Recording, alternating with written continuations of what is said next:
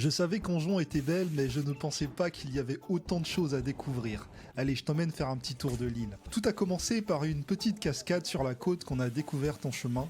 Un vrai bijou naturel, avec une eau si pure qu'on n'a pas résisté à l'envie d'y goûter. Je ne suis pas certain de l'endroit exact, alors si tu la reconnais, dis-le moi en commentaire. Mais voilà, ça c'était juste l'échauffement. On a ensuite longé une belle route goudronnée, traversé plusieurs villes, puis pris de l'altitude. Là-haut, entre montagnes et végétation dense, l'air s'est rafraîchi. Comme si l'île elle-même nous invitait à ralentir. Justement, on a ralenti.